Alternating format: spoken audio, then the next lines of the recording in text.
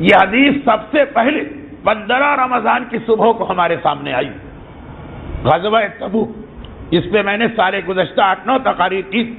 وہاں تو یہ اعلان ہوا، اور وہاں تو اتنے بڑے مجمع میں یہ اعلان ہوا کہ بہت سے لوگ یہ سمجھنے لگے کہ یہ اعلان صرف جنگ تبوک کے دن ہوا، نہیں، اس سے پہلے بھی کئی مرتبہ ہو چکا ہے۔ خصوصاً پہلی مرتبہ نمایاں طور پہ یہ اعلان کہ اے علی انت منی بمنزلت ہارون من موسیٰ، تمہارا وہ مقام جو ہارون کا موسیٰ کے پاس، پہلے مرتبہ یہ اعلان 15 رمضان کی صبح کو ہوا۔ اور وہ کب؟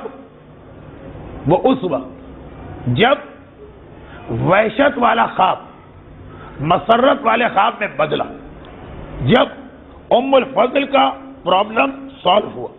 وہ ام الفضل جنہوں نے 3 ہجری کے رمضان میں ایک ایسا عجیب خواب دیکھا کہ گھبرا کے رسول اللہ کی خدمت میں آئی تھی۔ رمضان کی آخر شب کا خواب، روزے کے آغاز سے کچھ پہلے کا خواب، اور وہ راتیں کہ جن سے پہلے روزے رکھے جا چکے، تو خواب بالکل سچا محسوس ہو رہا تھا۔ لیکن اگر یہ خواب سچا تو اس کا مطلب یہ ہے کہ ام الفضل کے ایمان میں کہیں کمی، اس لیے کہ رسول کے پاس آ کے گھبراہٹ اور پریشانی کے عالم میں کہا کہ اے اللہ کے رسول، آج میں نے خواب ایک ایسا منظر دیکھا کہ بیان کر نہیں سکتی اور بیان کیے بغیر رہ بھی نہیں سکتی۔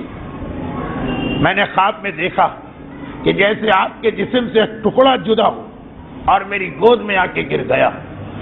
کسی کے جسم کا ٹکڑے ٹکڑے ہوتے دیکھنا آدمی کو وحشت میں ڈال سکتا، اور جب رسول کے جسم کو ٹکڑے ٹکڑے ہوتے دیکھے، ام الفضل خواب ایسا ہے کہ بیان کرنے کو دل نہیں چاہ رہا، مگر اس کی تعبیر دریافت کرنا ضروری، اس لیے بیان کیے بغیر رہ بھی نہیں سکتی کہ آخر اس کا مطلب کیا میں نے کبھی رسالت کے بارے میں کوئی برا سوچا؟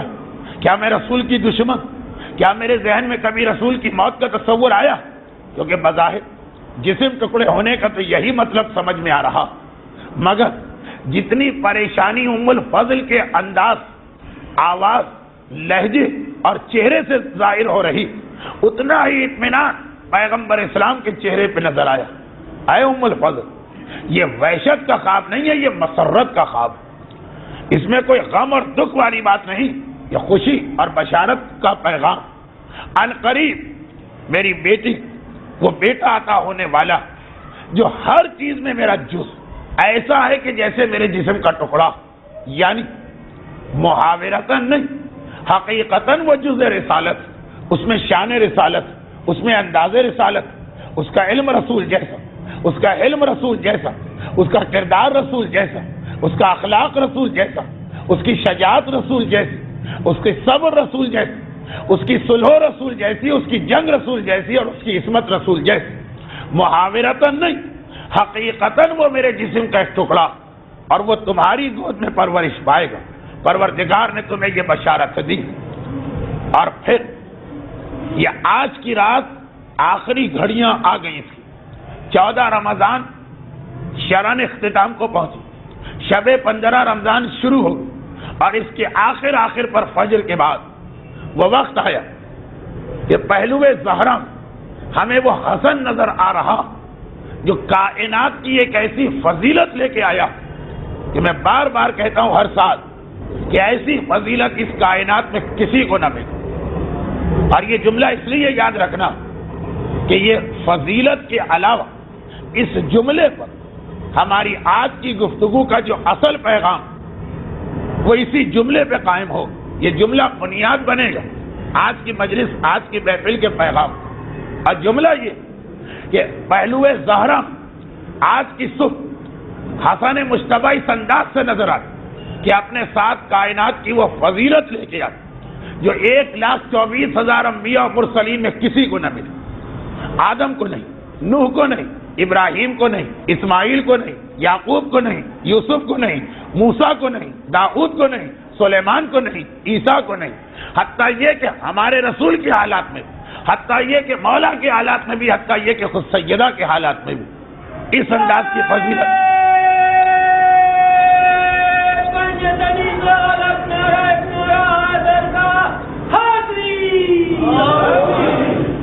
کہیں یہ فضیلت نظر نہیں آ رہی جو حسن مجتبی اپنے ساتھ لے کے آ رہے ہیں، اور وہ یہ کہ کائنات کے پہلے معصوم بنے کہ جن کے باپ بھی معصوم ہیں اور جن کی ماں بھی معصومہ، جو اپنے والدین کی طرف سے دوہری عصمت لے کے آ رہے ہیں۔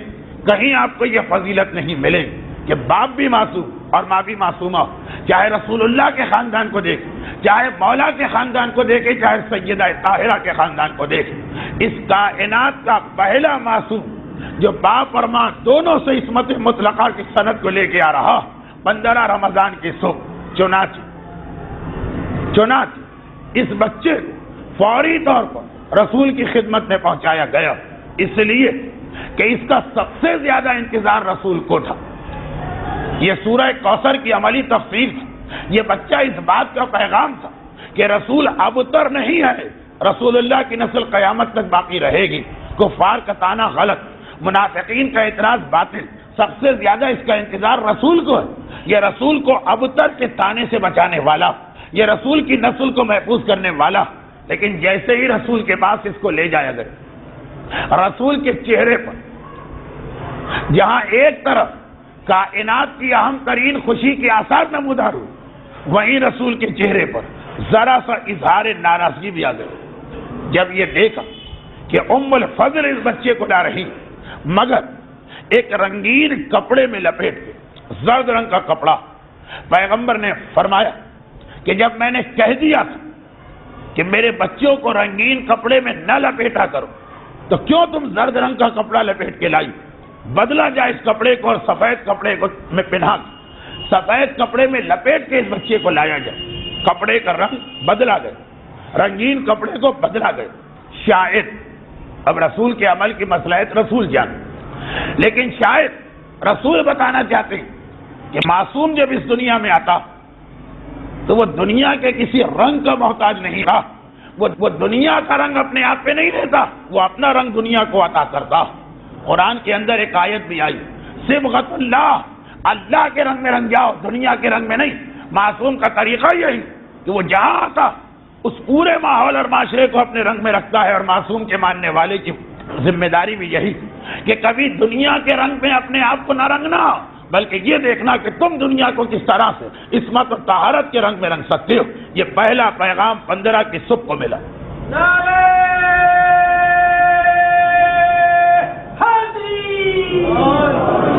یہ یاد رکھیے، یہ لفظ رنگ ہم بھی کہتے ہیں کہ فلاں صاحب امریکہ گئے وہاں کے رنگ برنگ، فلاں صاحب برطانیہ گئے وہاں کے رنگ میں رنگ۔ یہ رنگ کی بھی ایک اہمیت ہے اسلام میں۔ میں نے کہا نا کہ قرآن میں پوری آیت آئی کہ سب سے بہتر رنگ اللہ کا رنگ، اور معصومین کی زندگی میں یہ کئی مرتبہ ہم کو ملتا۔ جب 8واں امام شہر مرو میں مامون رشید کی دعوت پر پہنچا تو سب سے پہلا قدم امام نے یہ اٹھایا کہ عباسی حکمرانوں نے ایک خاص رنگ کے پردے لگائے تھے۔ امام نے کہا نہیں، ہم لوگ سبز رنگ کو پسند کرتے ہیں، یہ اپنے پردے ہٹاؤ اور وہ پردے لا کے لٹکاؤ کہ جو ہم چاہتے ہیں۔ وہاں بھی بہت کلیئر میسج تھا کہ امامت جہاں جاتی وہ اپنے اثرات چھوڑتی ہے، دنیا کے اثرات نہیں لیتی۔ 15 رمضان کی صبح حسن مجتبی بھی رسول کی آغوش میں بھی نہیں پہنچے ہیں، اور رسول نے پیغام دے دیا۔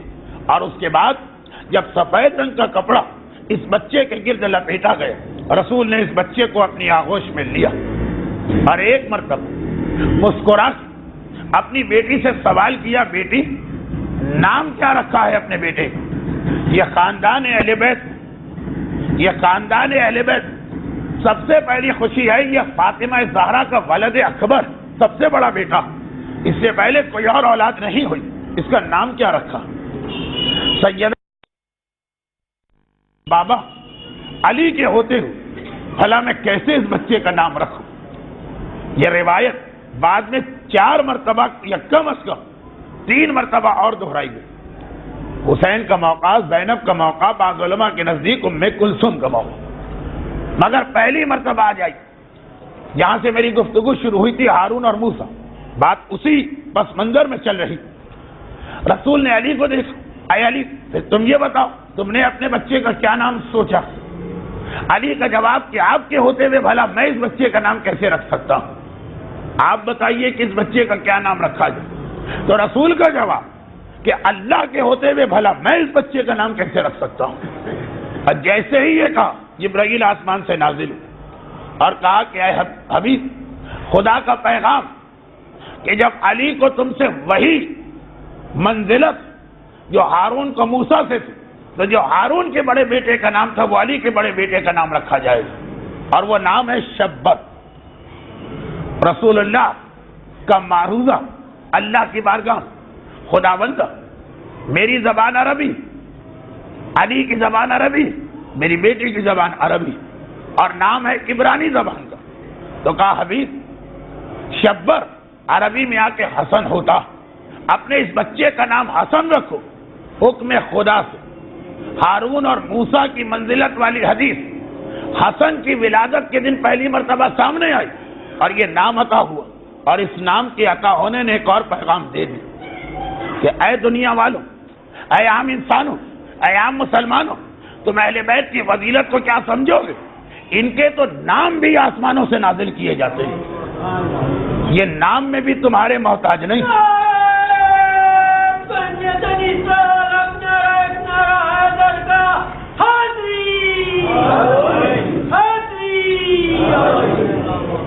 آپ دیکھتے ہیں کہ جب کوئی کسی کا نام رکھتا دنیا والوں سے مدد دی جاتی، ڈکشنری میں نام دیکھے جاتے ہیں، جاننے والوں سے پوچھا جاتا ہے کوئی اچھا نام بتاؤ، خاندان میں دیکھا جاتا ہے کہ کوئی اچھا نام، بزرگوں کے حالات پہ نگاہ ڈالی جاتی، اہل بیت کو سمجھو یہ نام رکھنے کے لیے بھی تمہارے محتاج نہیں ہے، یعنی برائے نام بھی یہ دنیا کے محتاج نہیں ہیں۔ برائے نام یہ اردو کا ایک محاورہ بھی، ان کا سب کچھ اللہ کی بارگاہ سے عطا ہوتا۔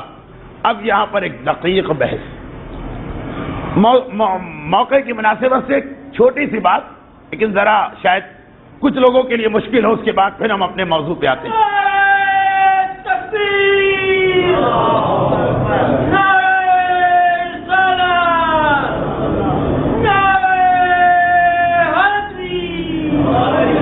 اور وہ یہ کہ لفظ حسن عربی زبان میں سینکڑوں سال پہلے سے موجود تھا۔ عربی روایات صحیحہ کی روشنی حضرت آدم کی زبان تھی، اور اگر اس روایت کو عرب کے ادیب اور شاعر نہ مانے تب بھی وہ مانتے ہیں کہ رسول اللہ سے صدیوں پہلے یہ زبان بن چکی تھی۔ سینکڑوں سال سے عربی زبان، لفظ حسن عربی زبان میں پہلے سے موجود ہے، لفظ حسن پہلے سے موجود ہے، لیکن یہ حسن کبھی کسی کے نام کے طور پہ نہیں رکھا گیا، موجود ہے لیکن بحیثیت ایڈجیکٹو یا صفت استعمال ہوتا، پراپر نام یا کسی کے نام کے طور پہ نہیں۔ مثلا کہتے ہیں فلاں آدمی اچھا، حسن، فلاں باغ خوبصورت، حسن، فلاں شے عمدہ، حسن، صفت کے لیے آتا، لیکن عرب کی تاریخ میں لفظ موجود، اس سے پہلے کسی بچے کے لیے یہ لفظ استعمال نہیں ہوا، کیونکہ پروردگار عالم، اور یہ دونوں کی خصوصیت حسن اور حسین، یہ دونوں لفظ جو کہ مخصوص کر دیے رسول کے نواسے علی اور زہرا کے بیٹے کے لیے، اس لیے عربوں کے پاس یہ لفظ بھی تھا۔ وہ اپنے بچوں کے نام رکھنے میں بعض اوقات پریشان بھی ہوتے تھے، جسے آج کل لوگ ڈھونڈتے ہیں نا کوئی اچھا نام بتائیے، ان کے پاس لفظ بھی، انہیں لفظ کی ضرورت بھی، سارے لفظوں پہ ان کی توجہ ہو رہی، لفظ حسن ان کے سامنے ہے، کسی کے ذہن میں نہیں جا رہا کہ یہ نام بن سکتا، اور بعد میں سب نے اس نام کو بنایا، بعد میں یہ نام سب نے استعمال کیا۔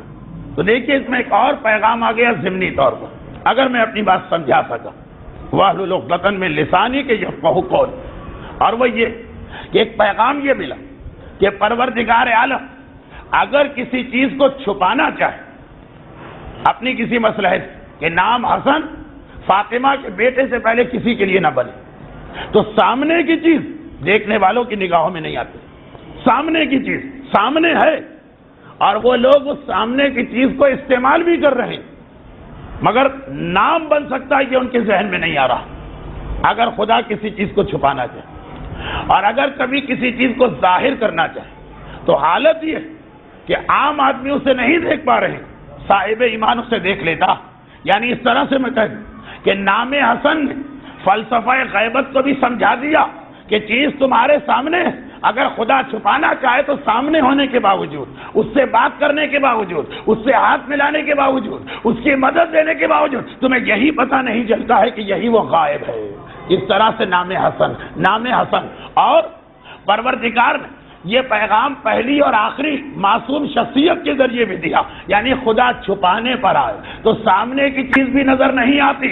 رسول شب ہجرت کافروں کی آنکھوں کے سامنے سے گزرے جا رہے ہیں اور وہ نہیں دیکھ پا رہے، اور اگر ظاہر کرنے کو آئے تو ساری دنیا سے چھپا ہوا امام غائب کبھی شیخ مفید کے سامنے آ جائے، کبھی علامہ ہلی کے سامنے آ جائے، کبھی آغا خل کے سامنے آ جائے، کبھی امام خمینی کے سامنے آ جائے۔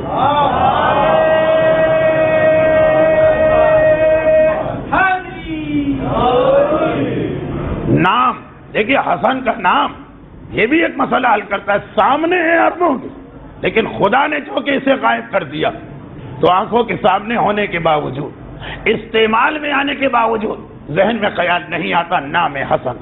پورے عرب سب سے پہلے یہ استعمال ہوا امام حسن کے، اور میں نے اس لیے وضاحت اس لیے بھی کر دی کہ بعض لوگ یہ روایت کتابوں میں پڑھتے ہیں اور دیکھتے ہیں کہ نہیں عربی کی شاعری میں لفظ حسن استعمال ہو رہا تو وہ کنفیوز ہوتے ہیں۔ مسئلہ یہ ہے کہ لفظ حسن استعمال ہو رہا کسی بچے یا آدمی کے نام کے لیے نہیں۔ اور پھر نام حسن، سوال یہ ہے کہ اگر اللہ نے اسے محفوظ بھی کیا تھا تو رسول کے ذریعے کیوں ظاہر نہ کیا؟ خود پروردگار عالم نے اسے کیوں ظاہر کیا؟ اس میں بھی ایک پیغام ہے اگر ذہن وہاں تک جا سکے۔ لیکن نام ایک ایسی چیز جسے رکھنا ہمارے اختیار میں، بچے کو اس نام کے مطابق بنانا یہ ہمارے اختیار میں نہیں۔ ہم نے اپنے بچے کا نام رکھا عالم، محمد عالم، عالم حسن، عالم علی نام، خواہش یہ تھی کہ یہ عالم بنے۔ نام ہم رکھ سکتے لیکن ہو سکتا ہے کہ ساری زندگی جاہل مطلق رہے، وہ ہمارے اختیار میں نہیں۔ ہم نے اپنے بچے کا نام مثلا رکھا کوئی بہادر کی شجاع، شجاع الدین، شجاع الدولہ، محمد شجاع، شجاع بہت بہادر بن، نام ہم رکھ سکتے لیکن بہادری اس میں ہم پیدا نہیں کر سکتے، پتہ نہیں آگے جا کے کیا ہو جائے۔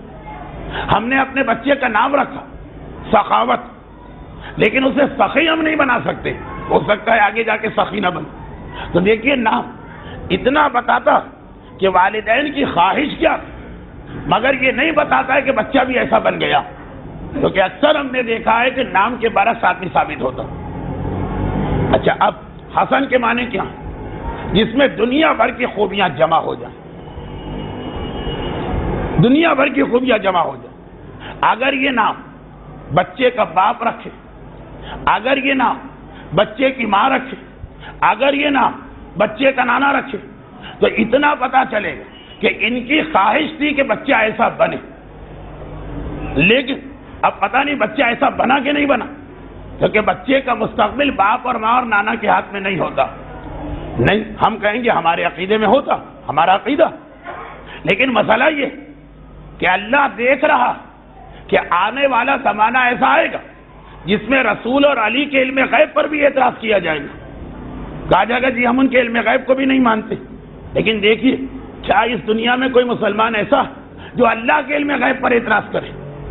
رسول کے علم غیب پر اعتراض کر دیا گیا کہ جی رسول کو کچھ نہیں پتا کہ کل کیا ہونے والا، علی کے علم غیب پر اعتراض کر دیا گیا، لیکن اب تک کوئی مسلمان آپ کو ایسا نہیں ملے جو یہ کہے کہ اللہ کو بھی نہیں پتا کیا ہونے والا۔ تو دیکھیے، ہمارے عقیدے سے رسول اور علی بھی یہ کہہ سکتے ہیں کہ ہم بچے کا نام اس لیے رکھ رہے ہیں تاکہ دنیا کی تمام خوبیاں اس میں جمع ہو جائیں، لیکن جو لوگ رسول اور علی کے علم غیب ہی کو نہیں مانیں گے وہ کہیں گے نام بزرگوں نے رکھا، مگر جو بزرگ نام رکھتے ہیں بچہ ویسا بنے کہ نہ بنے یہ بزرگوں کے اختیار میں نہیں۔ تو نام حسن ہوا ہوگا، کردار پتہ نہیں حسن ہے کہ نہیں۔ تو پروردگار عالم نے کہا کہ میرے حبیب کے علم غیب پہ تم شک کر بھی لو، میرے ولی کے علم غیب پہ تم شک کر بھی لو اگرچہ وہ غلط، مگر میرے علم غیب پہ تو کوئی شک نہیں کرے گا۔ اللہ کے بارے میں تو ہر ایک مانے گا جو اللہ چاہتا ہے وہ ہو جاتا۔ تو میں نے اس بچے کا نام حسن رکھنے کے لیے رسول کو ہٹا دیا تاکہ رسول پہ شک کی وجہ سے کوئی اس بچے پہ شک نہ کرے. علی کو ہٹا دیا کہ علی پر شک کی وجہ سے کوئی یہ شک نہ کرے کہ بچہ ویسے نہیں بنا. نام رکھنا میں نے اپنے اختیار میں رکھا کہ میرے بارے میں ہر ایک کا اعتقاد جو میں چاہتا ہوں وہ ہو جاتا. تو میں نے جب اس بچے کا نام حسن رکھا، یعنی اس میں کائنات کی ساری خوبیاں، اللہ نے جب یہ نام رکھا تو مان لو کہ 15 رمضان کا مولود وہ ہے جو اپنے ساتھ کائنات کی ساری خوبیاں اور عصمت کو لے کے آ رہا.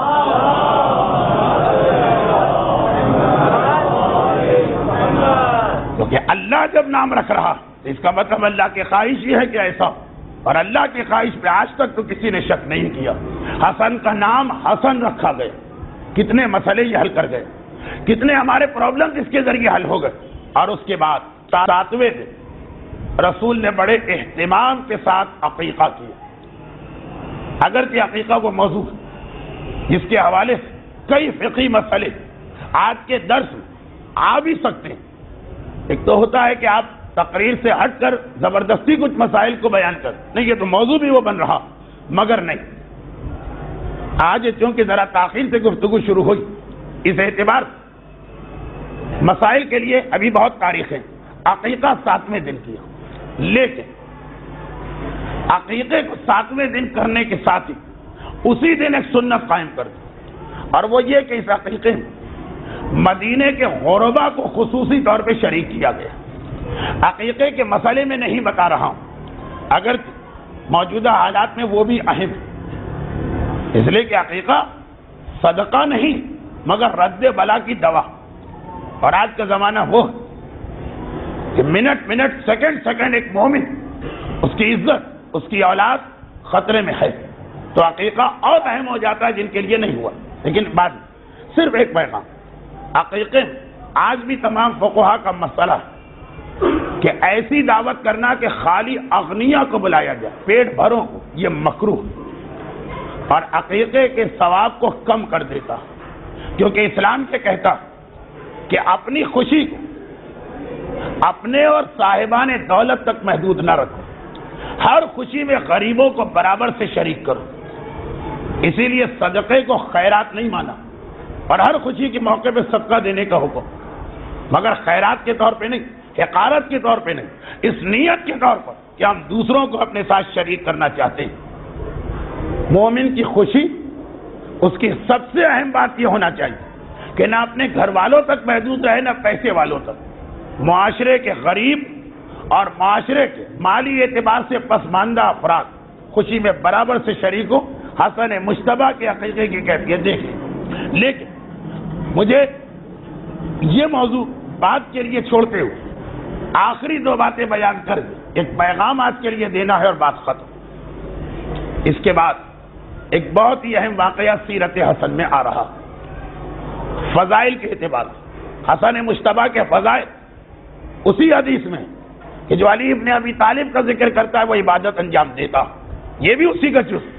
فضائل خود ایک عبادت، لیکن انہی فضائل سے ایک پیغام بھی نکل رہا ہے عملی زندگی. حدیقہ بنی نجار کا واقعہ، حدیقہ بنی نجار کا واقعہ یہ پچھلے سال بھی میں نے پڑھا تھا مختصر کر، اور وہ پیغام نہیں دیا تھا جو اس سال اس حوالے سے دینا. یہ کیا واقعہ ہے؟ رسول اللہ بیمار پڑ گئے، پیغمبر پر بھی بیماری تو آئی تھی، خیبر میں بیمار ہوئے تھے، حجۃ الوداع سے واپس آ کے بیمار ہوئے تھے، اور بھی واقعات. بیمار پڑ شہزادی حکم اسلامی کے مطابق اپنے بابا کی عیادت و مزاج پرسی کے لیے آ رہی اور اپنے بیٹوں کو لے کے آ رہی. اب یہ وہ زمانہ ہے کہ حسن کے بعد حسین کی بھی ولادت ہو گئی. حسن اور حسین دونوں آئے. باپ کو بیمار دیکھا، بیٹی کچھ دیر بیٹھی اور باپ سے گفتگو کرتی رہی اور واپس اپنے گھر آ گئی. فاطمہ اور رسول کے گھر میں کوئی لمبا چوڑا فاصلہ نہیں، چند قدم کا فاصلہ. حسن اور حسین اس دوران کھیلتے کھیلتے نانا کے حجرے سے باہر نکل گئے اور پھر کھیلتے کھیلتے شہر مدینہ سے باہر نکل گئے. بچوں کے لیے کھیل کا انتظام بھی کرو، سیرت حسنین کا ایک پیغام، لیکن آج کے لیے نہیں. ہو سکا تو کل. کھیلتے کھیلتے باہر نکل گئے اور چونکہ گرمی کا موسم تھا اس لیے شہر میں گرمی زیادہ لگتی, شہر سے باہر چلے گئے اور شہر کے باہر قبیلہ بنو نجار کا ایک باغ تھا. اس باغ میں درختوں کے نیچے جا کے لیٹ گئے. کھلے میں گرمی ہے, درخت کے نیچے ٹھنڈی ہوا چل رہی, دونوں کو نیند آ گئی. اور یہ باغ ہے قبیلہ بنو نجار کا, جناب آمنہ کا قبیلہ جو رسول کی والدہ. اچھا, اب یہاں پہ یہ دونوں بچے سو رہے ہیں. اچھا, یہ واقعہ اس حوالے سے بھی پڑھا جاتا ہے جو پچھلے سال میں نے پڑھا تھا کہ بچوں کی آنکھ کھلی تو دیکھا کہ ایک سانپ پہرا دے رہا اور پھر اس سانپ نے بتایا کہ وہ کون سا جن ہے, اللہ نے اس کو کیوں بھیجا ہے. وہ ایک واقعہ وہ پچھلے سال آ گئے. اس واقعے کا ایک اور حصہ وہ ابھی آ رہا, وہ بھی ایک اہم حصہ لیکن پچھلے سال بیان ہو گئے. ادھر شہزادی جب اپنے حجرے میں آئی تو کچھ دیر کے بعد توجہ ہوئی کہ بچے نہیں.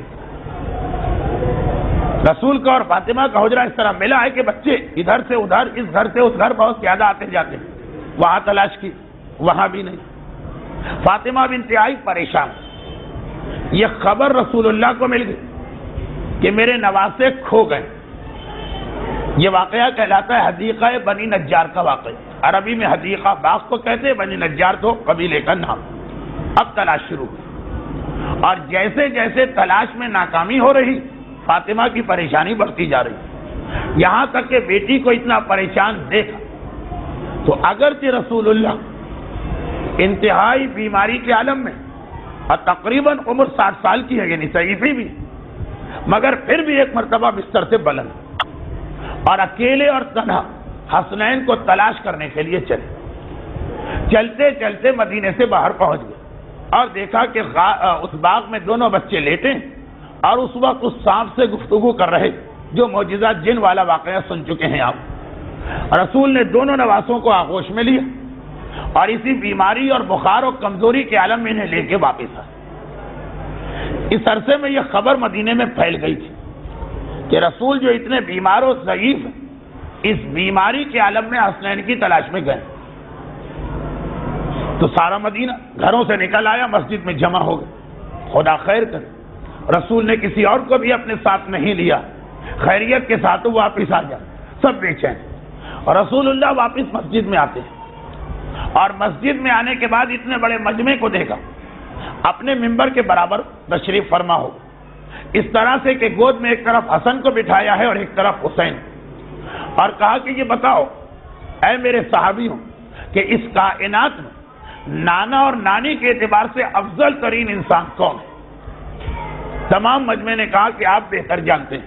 تو کہا میرے یہ دونوں بیٹے حسن و حسین, اس لیے کہ ان کا نانا میں ہوں اور ان کی نانی خدیجہ کبریٰ. ان سے زیادہ افضل نانا کس کے, اس سے زیادہ افضل نانی کس کی؟ پھر سوال دہرائے, یہ بتاؤ والدین کے اعتبار سے اس دنیا میں سب سے افضل کون؟ مجمع نے کہا آپ جانتے ہیں. تو کہا کہ میرے دونوں بیٹے, اس لیے کہ ان کا باپ علی مرتضیٰ اور ان کی ماں میری بیٹی فاطمہ زہرا, اس سے زیادہ افضل باپ اور ماں کس کو ملے؟ اچھا یہ بتاؤ چچا کے اعتبار سے اس دنیا میں سب سے افضل کون؟ کہا آپ سے بہتر کون جانتا ہے؟ کہا میرے یہ دونوں بیٹے, اس لیے کہ ان کا چچا وہ جعفر طیار ہے جسے پروردگار نے وہ پر عطا کیے ہیں, جن کی مدد سے وہ ساری جنت میں پرواز کر رہا. یہ بتاؤ پھوپھی کے اعتبار سے اس دنیا میں سب سے افضل کون؟ غرض یہ کہ روایت ایک ایک رشتہ دار کا نام لیتے جاتے ہیں اور روایت کا سلسلہ آگے بڑھتا جاتا ہے اور ہر رشتہ دار کا نام لے کر مجمع سے سوال اور مجمع کا کہنا کہ آپ بہتر جانتے ہیں, اور پھر پیغمبر کا حسن اور حسین کا تذکرہ کر دینا, یہاں تک کہ سارے رشتہ داروں کے نام تو ختم ہو گئے مگر آدھے گھنٹے سے زیادہ یہاں وقت گزر گئے اور پھر رسول اپنے حجرے میں آئے. اب میرا ایک سوال, یہاں پر میرا ایک سوال, یہ واقعہ شروع میں تو سمجھ میں آ رہا تھا, اس کا آخری جز ہماری سمجھ میں نہیں آئی. آخری جز فطرت انسانی کے خلاف, عقل انسانی کے خلاف اور عام اخلاق کے خلاف, فطرت کے خلاف, اخلاق کے خلاف اور انسانیت کے خلاف. وہ کیسے؟ وہ ایسے کہ ایک ماں کے بچے کھو گئے, ماں انتہائی پریشان, اتنی پریشان کہ اس کی پریشانی دیکھ کر اس کے باپ کو بخار کے عالم میں اٹھنا پڑا اور بچے مل گئے. فطرت بھی یہ کہتی انسانیت بھی یہ کہتی ہے، اخلاقی سسٹم بھی یہ کہ سب سے پہلے یہ بچے ماں تک پہنچائے جاتے ہیں، ماں کو دکھائے جاتے ہیں، ماں کو تسلی ہو جاتی، پھر مجمع میں لائی جاتی اور گفتگو کی جاتی۔ تاریخوں میں جہاں جہاں یہ واقعہ لکھا، متفق علیہ جملہ کہ رسول نہ ان بچوں کو زہرا کے پاس بھجوایا، نہ کوئی اطلاع بھجوائی زہرا کو کہ تمہارے بچے مل گئے۔ بچے کھوئے، پریشان زہرا ہوئی، فاطمہ کی پریشانی نے بخار کے عالم میں رسول کو مدینے کے باہر بھجوائے، لیکن جب بچے ملے تو جو پریشان تھا اسے اطلاع بھی نہیں دی گئی۔ اصولاً تو پہلے بچے وہاں پہنچا جاتے کہ دیکھ لو، نہ اطلاع دی گئی، نہ بچے بھجوائے گئے۔ مجمع میں آ کے رسول بیٹھ گئے اور کیا تذکرہ شروع ہو گیا؟ حسن اور حسین کی فضیلتوں کا، حسن اور حسین کی عظمتوں کا، حسن اور حسین کی رفعتوں کا، حسن اور حسین کے فضائل کا مجمع میں تذکرہ۔ دیکھیے یہ ویسے پورا واقعہ عقل، اخلاق اور فطرت کے خلاف لگ رہا، لیکن بہت ہی آسان ہے اس کا جواب، اور وہ یہ کہ ہمارے اعتقاد کے مطابق زہرا کو بھی پتا ہے کہ میرے بیٹے کہاں، اور رسول کو بھی پتا ہے کہ میرے بیٹے کہاں۔ یہ سارا واقعہ امت کے لیے تھا، زہرا کے لیے نہیں تھا۔ یعنی زہرا کی پریشانی اس لیے تھی تاکہ رسول بخار کے عالم میں بستر سے اٹھے، اور رسول اس لیے بخار کے عالم میں بستر سے اٹھے کہ سارا مدینہ یہ خبر سن کے جمع ہو جائے۔ اصل مقصد شروع سے یہ تھا کہ حسنین کے فضائل بیان کیے جائیں۔ اب کوئی کہہ سکتا کہ بھائی یہ تو بات سمجھ میں نہیں آئی، فضائل بیان کرنے کا یہ کوئی طریقہ ہوتا؟ رسول یہ بھی تو کر سکتے تھے کہ ایک اعلان کر دیتے کہ آ جاؤ مدینے والے، آج میں کوئی گفتگو کرنا چاہتا ہوں، اور حسن اور حسین کو بٹھا کے یہی سارے سوال کر دیتے۔ یہ اتنا گھما کے رسول فضائل حسین کو کیوں بیان کیا؟ بس یہی اصل نقطہ یہی علم نفسیات کا اصول کہ جو چیز عام حالت کی ہو وہ انسان کو یاد نہیں رہتی، جو چیز ذرا پریشانی اور مصیبت کی ہو وہ ہمیشہ یاد رہتی ہے۔ آپ نے ایک خطیب کی 100 مجلسیں سنی، اور ان میں سے ایک مجلس میں وہ ممبر سے مثلاً بے ہوش ہو کے گرا، باقی چاہے آپ کو یاد نہ رہے کب پڑھا تھا، کہاں پڑھا تھا، ہاں فلاں صاحب کی ایک مجلس سنی ہے، پتہ نہیں بڑے امام باڑے میں تھی، پتہ نہیں تابوت کمیٹی میں تھی، پتہ نہیں کہاں سنی، ضرور باقی تفصیلات نہیں تھا، لیکن یہ ضرور یاد رہے گا فلاں صاحب ایک دن ممبر پڑھتے ہوئے فلاں مجلس میں بے ہوش ہوئے، کیونکہ وہ عام روٹین سے ہٹ کر ایک چیز یاد رہے گا کہ وہ محفل جعفری، وہ بڑا امام باڑا، ورنہ باقی آپ کو اتنا یاد ہوتا ہے کہ فلاں عالم نے یہ بات کہی، یہ تو یقین کب کہی، کہاں کہی، کس طرح کہی وہ یاد نہیں رہتا، کبھی بات بھی یاد نہیں رہتی، لیکن جس دن بے ہوش ہو کر گرے وہ یاد رہے گا۔ ایک عالم کے پیچھے آپ نے 500 نمازیں پڑھی، جو نمازیں 500 پڑھی ہیں وہ بھول گئے، عام سی چیز۔ ایک دن وہ عالم دوران نماز ایک سورہ بھول گئے، یا دوران نماز غش کھا کے گر پڑے، وہ آپ کو زندگی بھر یاد رہے گا۔ یہاں ایک دن فلاں عالم جو ہے یہ واقعہ ان کے ساتھ پیش آیا، اور وہ جب 499 مرتبہ صحیح طریقے سے نماز ختم، اس کی تفصیلات یاد نہیں رہتی۔ ایک بالکل فطری بات ہے کہ جو واقعہ کسی حادثے یا روٹین سے ہٹ کر کسی واقعے کے ذریعے وہ ذہن میں بیٹھ جاتا، اور جو عام طریقے سے وہ ذہن سے نکل جاتا۔ اب اگر عام طریقے سے حسنین کے فضائل بیان ہوتے تو ایک تو رسول کو پتا ہے اس امت کا حافظہ بہت کمزور ہے، اور یہ بھی پتا ہے کہ اس حافظے کو میرے بعد اور کمزور کیا جائے گا، حدیثیں مٹائی جائیں گی، چھپائی جائیں گی، دبائی جائیں گی، بدلی جائیں گی۔ تو رسول اب فضائل اس طرح بتا رہے ہیں کہ عام حالات کے فضائل لوگوں کے ذہن میں نہ رہے، لیکن اب یہ پورا واقعہ بنا کہ ارے ایک دن رسول بیمار تھے، بیماری میں اٹھ کے ان کو جانا پڑا تھا، ان کی پریشانی دیکھ کے سارا مدینہ جمع ہو گیا تھا، اس کے بعد رسول حسنین کو لے کے آئے تھے۔ اب یہ جو پورا واقعہ بنا، نہ صرف یہ کہ واقعہ یاد رہے گا بلکہ اس حوالے سے حسنین کے فضائل بھی یاد رہیں گے۔ ایک طریقہ ہوتا فضائل کو ذہن میں بٹھانے کا، یعنی پیغام ذہن میں بٹھانے کا، عام حالات سے ہٹ کے وہ بات بتاؤ، اور آپ دیکھیں گے کہ امت کو رسول نے جتنے پیغام دیے اس میں فضائل اہل بیت ہمیشہ اس انداز سے بیان کیے۔ آج اگر حسنین کے لیے رسول نے گمشدگی کے واقعے کو ذریعہ بنایا تو علی کے لیے بھی یہی طریقہ اختیار کیا. حج کے دوران فضیلت علی نہیں بیان کی, وہ ایک روٹین عبادت ہوتی نہیں. لوگ حج کر چکے ہیں, گھروں کو جا رہے ہیں, آگے راستے میں روکا گیا, آگے بڑھ گئے بلایا جائے, پیچھے رہ گئے انتظار کیا جائے, پالان شتر کا ممبر بنایا جائے تاکہ ایک پورا ایک عجیب منظر بنے تو قیامت تک لوگوں کو یاد رہے کہ من کنت مولا ہو فہذا علی مولا.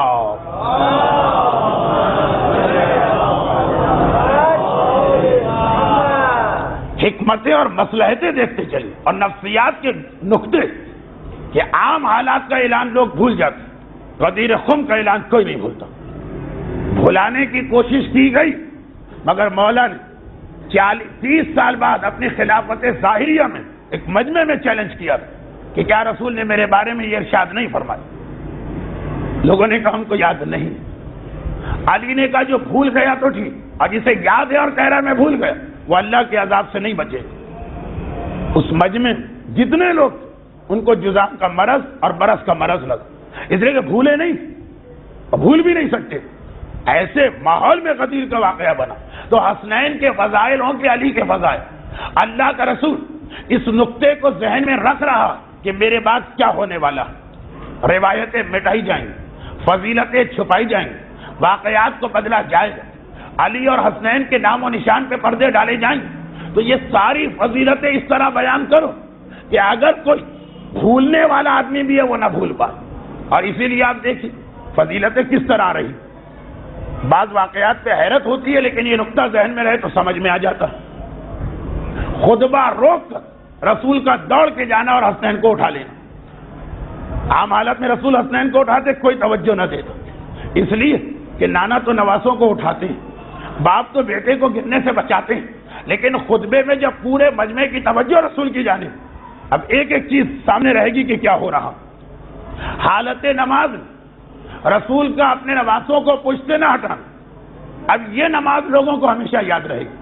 رسول کے پیچھے پڑھی جانے والی باقی سب نمازیں بھول جائیں گے لوگ, وہ عام نمازیں.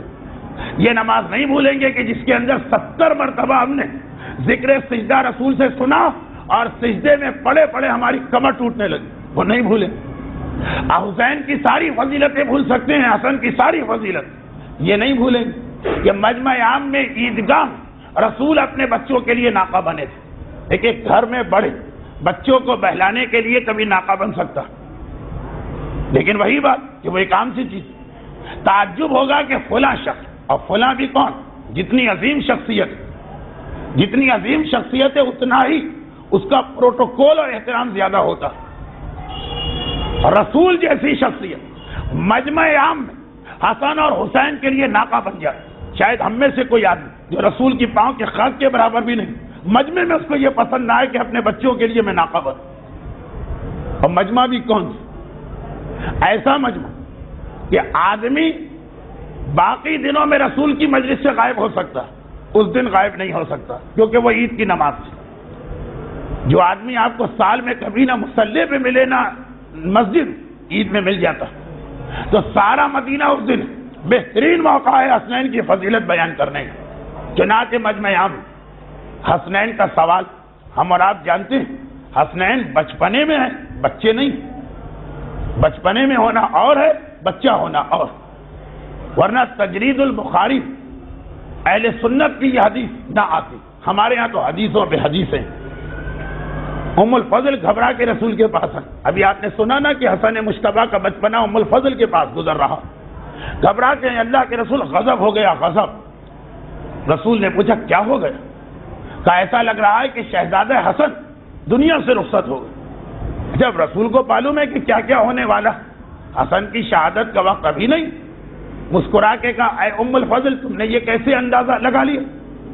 کہا کہ کئی گھنٹے ہو گئے گہوارے میں ایک ہی حالت میں پڑے, پلک بھی نہیں جھپک رہی ہے, نگاہیں آسمان پر. اس طرح ایک مردے کا جسم ہوتا ہے, کوئی حرکت نہ.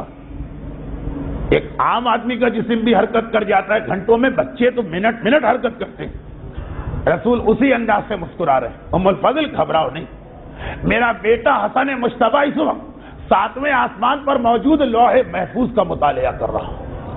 بچپنا 1 سال کی عمر بھی نہیں، لوح محفوظ، جو فرشتوں کے بس کی بات بھی نہیں ہے جو وہیں رہتے.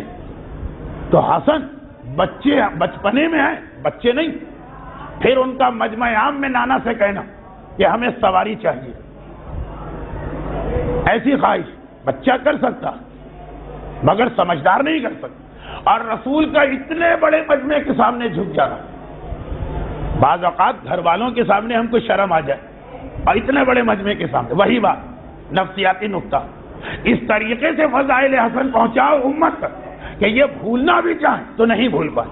اب یہ کون بھولے گا کہ مجمع عام میں سڑک پر رسول خدا ناقہ بنے تھے، سڑک پر. اور ناقہ بننے کے بعد ایک مہار حسن کو دی، ایک مہار حسین.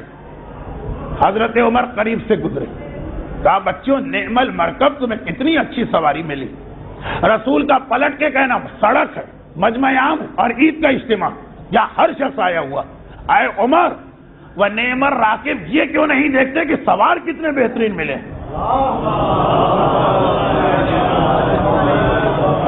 اچھا ایک قابل غور نقطہ یہ رسول بچوں نے کہا کہ ہمیں سواری چاہیے، اور تمام روایتوں میں کہ رسول ناقے کی شبیہ بنے. گھوڑے کی شبیہ بھی بن سکتے، ناقے کی. یہ نہیں کہا کہ رسول کسی جانور کی شبیہ بنے، نہیں، ناقے کی شبیہ، اونٹ کی. کیوں؟ وہی نفسیاتی نقطہ. عرب ہر چیز کو بھول جائے گا، اونٹ کو کبھی نہیں بھولے، کیونکہ ایک عرب کی ساری زندگی اونٹ پر ہوتی، اسی کا دودھ، اس کی غذا، اسی کے بال لباس بھی بنتا ہے، خیمہ بھی بناتا ہے، اسی پر بیٹھ کر حرکت کرتا رہتا ہے صحراؤں. اونٹ اس کی سواری بھی ہے، اونٹ اس کا لباس بھی ہے، اونٹ اس کا مکان بھی ہے، اونٹ اس کی روٹی بھی. یہی وجہ ہے کہ غدیر خم میں بھی جب ممبر بنانے کی ضرورت پیش آئی تو پالان شتر کا ممبر بنایا گیا کہ اونٹ کبھی نہیں بھولیں گے عرب والے. اور اس مجمع کے سامنے جب سواری بننے کی ضرورت پیش آئی تو یہ نہیں تھا کہ گھوڑے کی شبیہ بنے، اونٹ کی شبیہ بنے. شاید لوگوں کو پہلے سے پتا تھا کہ آج یہ بات ہونے والی. آج مجھے سڑک پہ گھوڑے بہت نظر آ رہے تھے، اونٹ ایک بھی نظر نہیں آئے. آج 13 دن تو اونٹ ہی اونٹ تھے، پتہ نہیں کیا بات، آج سارے اونٹ غائب، خالی گھوڑے تھے. تو خیر اب یہ اونٹ کے حوالے سے ایک بات کہنا چاہ رہا ہوں کہ دیکھیے نفسیاتی نقطہ ہمیشہ یاد رہے گا. اس آدمی اپنے پوتے تک کو بتا کے جائے گا کہ تمہیں بتاؤں ایک مزے کی بات، ایک دن رسول اللہ سڑک پر مجمع کے سامنے شبیہ بنے ہیں اونٹ. اچھا اس کے بعد یہ تو ایک پیغام ہو گیا، ایک اور پیغام یہاں مل گئے، وہ بھی بہت اہم. چھوٹے چھوٹے واقعات ہیں لیکن کبھی انہی واقعات پہ غور کریں تو بہت سارے پہلو سامنے آتے ہیں. اور وہ یہ کہ جب بچوں نے کہا نانا ہر سواری کی مہار ہوتی، ہماری سواری کی مہار کہاں؟ اپنی زلفوں میں سے ایک حسن مجتبیٰ کو دی اور ایک حسین کو دی. اچھا بھائی بہت آپ نے سرسری طور پہ سن لیا، پڑھ لیا اور کتابوں میں دیکھ لیا، ذرا اس میں بھی ایک پیغام پہ غور کریں. یہ ایک فطری اصول جو سورہ انبیاء میں توحید کے حوالے سے بتایا گیا. توحید، لو کان فیہما آلہۃ الا اللہ لفسدتا. توحید کی ایک دلیل قرآن دے رہا ہے، اسی دل کو لگنے والی دلیل کہ دیکھو اگر زمین اور آسمان میں ایک سے زیادہ خدا ہوتے تو کیا فساد برپا نہ ہوتا، پورا سسٹم و نظام بگڑ کے نہ رہ جاتا. جہاں ایک کام کرنے والے دو ہمیشہ خرابی ہو جائے. دیکھیے بہت ہی زیادہ اپیلنگ اور آدمی کے مشاہدے کی دلیل، ایک کام دو آدمیوں کے حوالے کر دی جبکہ دونوں برابر سے اختیار رکھیں. اگر دو خدا ہوں اور دونوں کو برابر سے اختیار، نہ سورج نکل پائے گا نہ چاند، نہ بارش ہو پائے گی نہ زمین سے سبزہ اٹھے گا، نہ کوئی انسان زندہ ہو پائے گا نہ کوئی مر پائے گا. ایک خدا فلاں کو زندہ کرنا چاہتا ہے، دوسرا اسی کو مارنا چاہتا ہے. بالکل فطری بات ہے اور یہ آدمی ہر جگہ دیکھ سکتا ہے. ایک گاڑی کا اسٹیئرنگ دو کے ہاتھ میں پکڑا دیجیے، ایکسیڈنٹ ہو کے رہے. ایک اونٹ کی دو مہار بنا دیجیے اور دو الگ الگ آدمیوں کے ہاتھ میں ناقے کی مہار تھما دیجیے، نہ اونٹ ادھر جا پائے گا نہ ادھر جا پائے گا. چنانچہ ہمارے یہاں یعنی جو لوگ ہندوستان سے آئے ہیں ہجرت کر، یہ بات بہت مشہور کہ اگر کہیں پہ کوئی جھگڑا وگڑا نہیں ہوتا اور آپ کا بڑا دل چاہتا ہے کہ اتنے شریف لوگ یہاں کیوں جھگڑا کرا دو، کوئی کمیٹی، کوئی ٹرسٹ، کوئی مینیجنگ کمیٹی، کوئی جماعت بنا دیجیے. پھر جو سر پھٹول شروع ہوگی آپس کے اندر تو آپ کی خواہش پوری ہو جائے. جب بھی ایک کام دو آدمیوں کے ہاتھ میں دیا جائے، حتیٰ یہ کہ گھروں میں اگر شوہر اور بیوی کو برابر سے اختیار دیا جائے، روزانہ جھگڑا ہوگا. دیکھیے گھر کب چلتے ہیں؟ یا پرانا سسٹم ہو جو پہلے تھا، یا جو اب نیا بنا دیا لوگوں۔ پہلے یہ تھا کہ شوہر حکم دیتا تھا، وہ بات بیوی مانتی تھی۔ اب ہے کہ بیوی حکم دیتی ہے، وہ بات شوہر مانتا۔ بہرحال گھر اس سے بھی چل جاتا، اس سے بھی چل جاتا۔ لیکن اگر دونوں برابر سے آ جائیں کبھی نہیں چل پائے گا۔ اور تو اور اگر ایک ملک میں آپ صدر مملکت اور وزیر اعظم کو برابر کے اختیار دیں، ملک نہیں چلے گا۔ شاید ہم نے کچھ دیکھ بھی لیا وہ منظر، فطری بات ہے۔ اب ہم رسول اللہ سے سوال کرتے، رسول اللہ سے سوال کرتے کہ اے اللہ کے رسول، آپ نے اپنی زلفیں ایک حسن کے ہاتھ میں دی اور ایک حسین کے ہاتھ میں۔ حسن اگر آگے بیٹھے تھے اور حسین پیچھے تو دونوں زلفیں حسن کو دے دیتے، یا اگر الٹا ہوتا تو دونوں زلفیں حسین کو دے دیتے۔ آپ نے ایک زلف اس کو دی اور ایک زلف اس کو دی۔ یہ تو جھگڑے والی بات ہو گئی۔ اگر حسن آپ کو ادھر لے جانا چاہیں اور حسین آپ کو ادھر لے جانا چاہیں تو آپ پہ کیا گزرے گا؟ آپ کدھر جائیں گے؟ رسول کہیں گے اسی لیے تو میں نے دونوں بچوں کے ہاتھ میں زلفیں دے دی، تاکہ تمہیں یہ پتہ چل جائے کہ دنیا میں ہر وہ جگہ جہاں دو ہوتے ہیں وہاں جھگڑا ہوتا، سوائے چاردہ معصومین میں۔ وہاں دو ہوتے ہیں کبھی بھی جھگڑا نہیں ہو سکتا، اس لیے کہ یہاں اولنا بھی محمد ہے، اوسطنا بھی محمد ہے، آخرنا بھی محمد ہے، کلنا بھی محمد ہے۔ یعنی دوسرے الفاظ میں پیغام کیا ہے؟ پیغام یہ ہے جو حسن کرتے ہیں وہی حسین کریں گے، جو حسین کرتے ہیں وہی حسن کریں گے۔ اگر 41 ہجری میں حسین ہوتے صلح نامے پہ وہ دستخط کرتے حسن کی طرح، 61 ہجری میں حسن مجتبیٰ ہوتے کربلا میں وہ جہاد کرتے حسین کی طرح۔ سب میں اختلاف ہو سکتا ہے، حسن حسین میں کبھی اختلاف نہیں ہو سکتا۔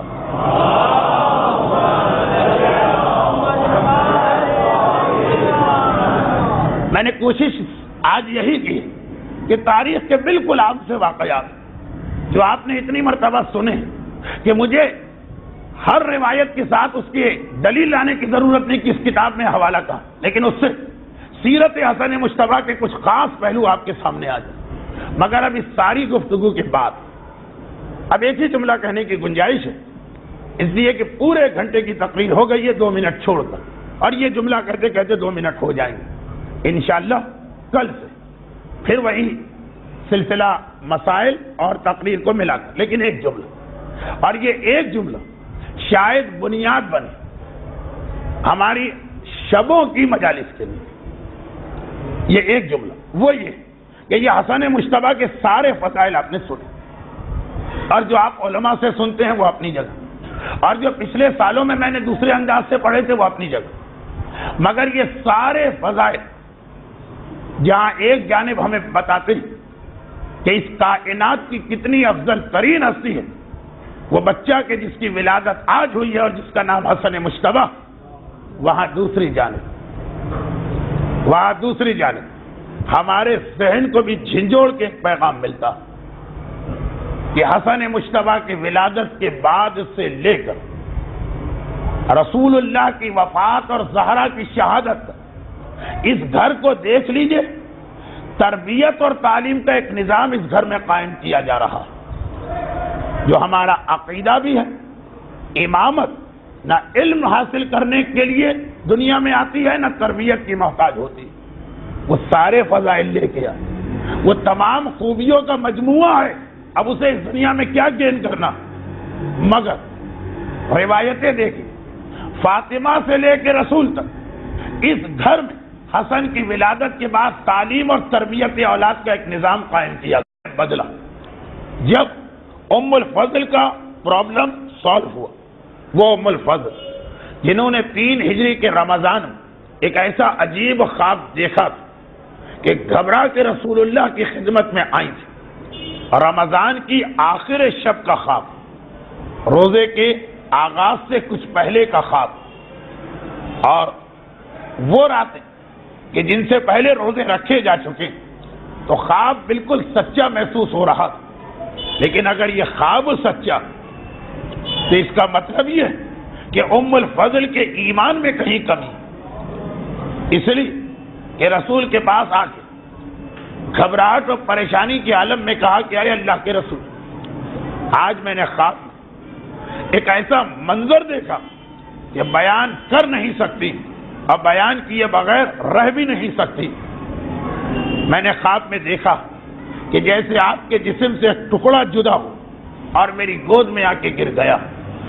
کسی کے جسم کا ٹکڑے ٹکڑے ہوتے دیکھنا آدمی کو وحشت میں ڈال سکتا، اور جب رسول کے جسم کو ٹکڑے ٹکڑے ہوتے دیکھ، ام الفضل خواب ایسا ہے کہ بیان کرنے کو دل نہیں چاہ رہا، مگر اس کی تعبیر دریافت کرنا ضروری، اس لیے بیان کیے بغیر رہ بھی نہیں سکتی کہ آخر اس کا مطلب کیا میں نے کبھی رسالت کے بارے میں کوئی برا سوچا؟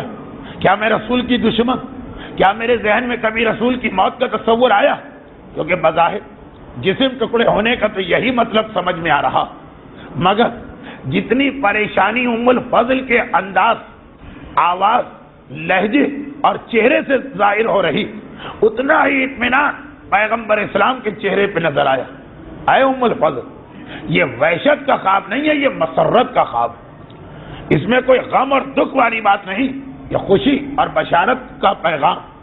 ان قریب میری بیٹی، وہ بیٹا عطا ہونے والا جو ہر چیز میں میرا جز ایسا ہے کہ جیسے میرے جسم کا ٹکڑا، یعنی محاورتاً نہیں، حقیقتاً وہ جز رسالت، اس میں شان رسالت، اس میں انداز رسالت، اس کا علم رسول جیسا، اس کا علم رسول جیسا، اس کا کردار رسول جیسا، اس کا اخلاق رسول جیسا، اس کی شجاعت رسول جیسی، اس کی صبر رسول جیسی، اس کی صلح رسول جیسی، اس کی جنگ رسول جیسی، اور اس کی عصمت رسول جیسی، محاورتاً نہیں، حقیقتاً وہ میرے جسم کا ایک ٹکڑا، اور وہ تمہاری گود میں پرورش پائے گا۔ پروردگار نے تمہیں یہ بشارت دی۔ اور پھر یہ آج کی رات آخری گھڑیاں آ گئی تھی، 14 رمضان شرن اختتام کو پہنچی، شب 15 رمضان شروع ہو، اور اس کے آخر پر فجر کے بعد وہ وقت آیا کہ پہلو زہرا ہمیں وہ حسن نظر آ رہا جو کائنات کی ایک ایسی فضیلت لے کے آیا کہ میں بار بار کہتا ہوں ہر سال کہ ایسی فضیلت اس کائنات میں کسی کو نہ ملے۔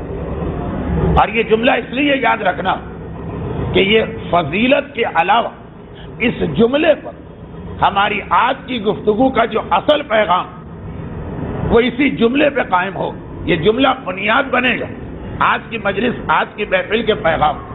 اور جملہ یہ کہ پہلو زہرا آج کی صبح حسن مجتبی اس انداز سے نظر آئے کہ اپنے ساتھ کائنات کی وہ فضیلت لے کے آئے جو 1,24,000 انبیاء اور مرسلین میں کسی کو نہ ملی، آدم کو نہیں۔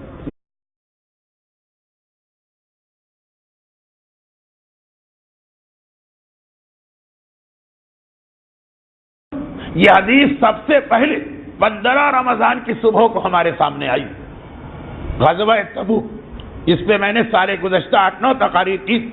وہاں تو یہ اعلان ہوا، اور وہاں تو اتنے بڑے مجمع میں یہ اعلان ہوا کہ بہت سے لوگ یہ سمجھنے لگے کہ یہ اعلان صرف جنگ تبوک کے دن ہوا، نہیں، اس سے پہلے بھی کئی مرتبہ ہو چکا ہے۔ خصوصاً پہلی مرتبہ نمایاں طور پہ یہ اعلان کہ اے علی انت منی بمنزلت ہارون من موسیٰ، تمہارا وہ مقام جو ہارون کا موسیٰ کے پاس، پہلے مرتبہ یہ اعلان 15 رمضان کی صبح کو ہوا۔ اور وہ کب؟ وہ اس وقت جب وحشت والا خواب، مسرت والے خواب میں